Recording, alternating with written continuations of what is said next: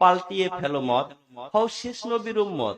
আসসালামু আলাইকুম বন্ধুরা, আপনারা যা দেখলেন এটা শুধুমাত্র ট্রেইলার। এই ট্রেইলারের বাকি অংশ এবং সব কথা জানতে হলে এবং বুঝতে হলে আমাদেরকে ভিডিওটি শেষ পর্যন্ত অপেক্ষা করতে হবে। তো ভিডিওটি ভালো লাগলে সবাই বেশি বেশি করে লাইক কমেন্ট শেয়ার করবেন।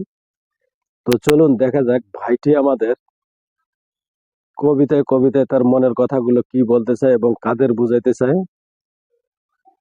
তো চলুন আমরা শেষ পর্যন্ত দেখি। একটা লিখছি ইসলামের। আউযু বিল্লাহি মিনাশ শয়তানির রাজিম, বিসমিল্লাহির রহমানির রহিম। কবিতার নাম রঙের মেলা। স্কুল বন্ধ, পূজার ছুটি, গায়ের ছেলেরা বেঁধে জুটি।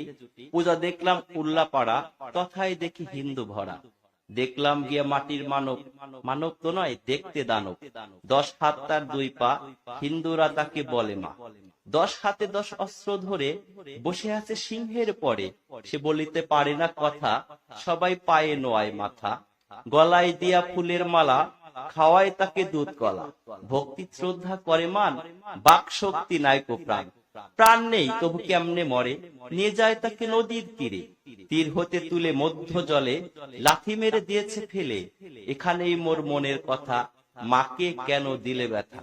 করছো কেন রঙের মেলা, এগুলো তো ভাঙাচোরা খেলা। এই খেলাতে নেই কো লাভ, এই খেলাতে শুধুই পাপ। পাল্টিয়ে ফেলো মত, হও শেষ নবীর উম্মত। খোদাকে মানো প্রভু, একবার গেলে তুলসী তালা, ঘরে নেবে না কবু। ধন্যবাদ। আমাদের ভাই যে কথাগুলো বলছে এগুলো হাদিসের কথা এবং হাদিস মোতাবেক বাস্তব।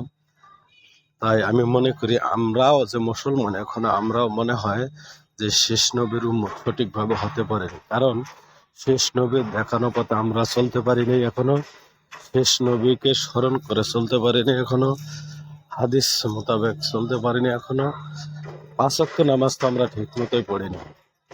তাই আসুন সবাই 5 ওয়াক্ত নামাজ পড়ে শেষ নবীর উম্মত হিসেবে শেষ নবীর দেখানো পথে চলি এবং তাকে অনুসরণ করে চলি এবং